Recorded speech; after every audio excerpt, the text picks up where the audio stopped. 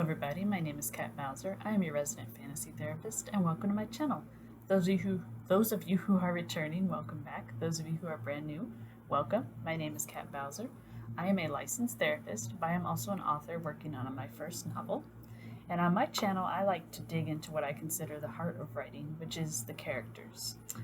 One thing you will hear from me very, very often is that good characters can save a bad plot, but a good plot can't salvage poor characters. The characters have to come first. And I think one of the best ways to do that is to dig into their psychology. So on my channel, we will dig into world building, character development, all from a psychological point of view because I'm a therapist. I can't not do it. I've tried. So for today, this is actually a suggestion from my husband. He wants to talk about the villains. And I can't blame him. Villains are fun. So I thought today we would dig into 7 things that you should keep in mind when you're creating a good villain.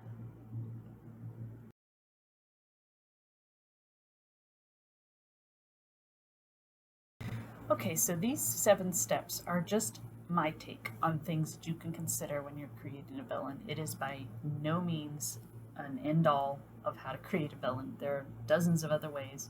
These are just some that I think personally help. And these can be applied to either the irredeemable villain, which is one of my favorites, or the sympathetic villain, which is also one of my favorites. I like all villains, I just like them for different reasons. However, I think these tips apply to the whole range of villains, from the ones that are so utterly despicably evil to the ones that you kind of want to give a hug to. So, that being said, tip number 1: how old are they? This might seem like a weird question, but I think it's really actually very important because how old you are is a big factor in how you think.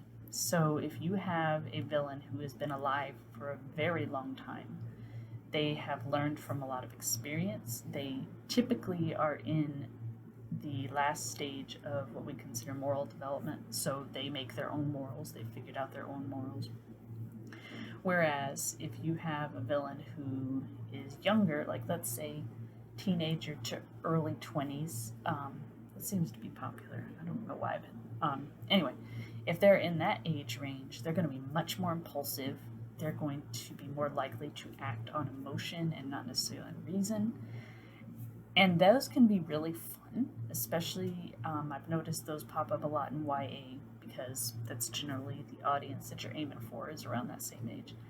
And they tend to go and garner against emotion. They want to see emotion, action, all that stuff. And that can make a really good villain because they're more likely to make a lot of mistakes. And that kind of gives your hero something to work off of. Whereas an older villain is generally going to be much more calculated. It's going to be a little more of a slow burn because these are the people that are probably more likely to think and plan. All right, so tip number 2: what is their moral code? Do they have one? I think this is very important because morality is very individualized. So everybody has their different beliefs and ideas of what's moral, what's not. And what makes a villain interesting is when they have their own moral code and reasons why they stick to it. So, good example: there is a villain mentioned in my work in progress. They're not the main villain, but they are mentioned, where they have no qualms about killing other members of their race. They have no qualms when people get hurt. But you better not hurt an animal around them. Animals are special to them, and they consider them something to be protected. That is an interesting moral compass because, honestly, I think we all know someone who has likely said at some point or another, I don't care about the humans in a story, but if the animal dies, I'm out. And that is one way to switch it up a little bit. And if you have what we call the irredeemable villain, the villain that we consider, pure evil, they can still have a moral code, but it may not be a moral code for necessarily moral reasons. So, for example, they may not kill children, for instance, but it may not have anything to do with whether they think that's right or wrong. They may do it because it draws.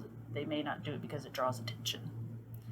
And so things like that add a little bit of depth to your villain and make them more interesting to read about. Okay, step number 3, or tip number 3. What are their resources? What do they have available to them? And this is something that I think kind of gets skipped over, particularly in fantasy a little bit, especially if we're doing like epic fantasies. Like, oh, well, the villain has a giant army. Where did they get said army? I don't know. They just have one. This isn't a break a break tip. I don't think. I mean, you can make a good villain without addressing their resources, but I think it makes it more realistic, makes it more interesting when you at least take it into account. Like if they have a huge army, you don't have to go into in-depth detail of how they acquired said army, but maybe a mention here or there, like, oh, well, they were allies with such and such tribe, and so they come and support them. Okay, that makes sense.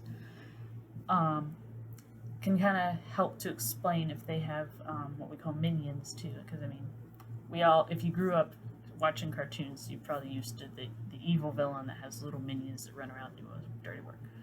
So does your character have that option, or are they doing everything themselves? Sometimes that's intriguing. The villain that doesn't necessarily have a ton of resources, but oh man, are they getting dirty handed themselves? Those are fun. Okay, tip number 4. What are their methods? And by that I mean, do they use financial means, political, psychological, magic? What are their methods for doing whatever it is they do? Because, kind of like I mentioned with the age, there's different ways that people will do it. You have some villains that are straight up, raw power. I'm stronger than you. I have more magic than you. That's how I'm doing what I'm doing. Then you have the more conniving villains, like, okay, I'm going to make myself powerful and infiltrate the government, and that's where I'm going to get my power from. And then you have others who essentially buy people out. Like, okay, I have a lot of money, so I'm going to get all the top people in the government on my side with money, or something along those lines. And that's something to keep in account because it can help you feed your resources. If you know how they're going about what they're doing, that can kind of give you a hint to what kind of resources they're going to be able to obtain or what they already have. Okay, next tip. How did they obtain their power? Or how are they going to obtain their power? Generally, villains, they have to get their power from somewhere, because otherwise, if everybody could get power, everybody would be doing it and really wouldn't have much of a plot. So how are they accomplishing things that other people are not able to do? How are they able to get to the position they were? Were they born into it? And did they work their way up from the bottom? Have they been patiently working away at it? Is it something that happened overnight because they made a deal with the devil? Whatever. But there had to be some way that they came about it. If they're still in the process of doing it and that is the plot of your story, that's fine. Just kind of have in mind, okay, I need to at least explain how they get here. I have no problem with limited explanation, especially if it's one that's supposed to give us a surprise of some sort. But if it's never explained, I'm kind of gonna be a little disappointed, because to me that feels lazy. Like, okay, the person suddenly has all this magical power. Why? Why didn't they have it before? Why didn't they use it before? And if your explanation is because reasons, I'm probably not going to be very invested. Tip number 6. What is their end goal? What does your villain want to accomplish? Do they want to conquer the world? Do they want to conquer a kingdom? Are they getting revenge? What is it that they are after? Because we don't just charge into something just willy-nilly. We could charge into it trying to get something. So what is it that they're missing that they haven't obtained, and what are they aiming to get? This one I feel is kind of straightforward because most of the time this is probably the easiest part of a villain is coming up with their end goal. What I like to suggest is what are the goals to get to the end goal?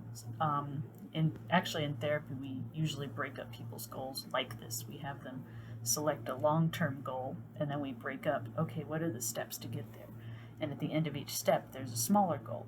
So from goal to goal to goal to goal, end goal. And I think that can help when you're creating a villain because it's going to kind of show you their path. Like, okay, at this point, they're accomplishing this smaller goal, and so here's what needs to happen. Here's what the hero needs to do. Here's what everybody else needs to do. Here's the setting. And it kind of helps you plot out a little bit. And it makes it a little more realistic because as much as it would be nice to have the villain just conquer the kingdom in one day, usually not going to happen. It's usually in stages. Doesn't mean that that's not what people will say. If people are telling it centuries later, it might seem to them it happened overnight, but I can guarantee you it didn't. All right, last tip, and this one is one I consider one of the most important. What is your villain's world lens? Or we call it in psychology your villain's core belief. And what this is essentially, honestly, it's a set of glasses that they view the world through.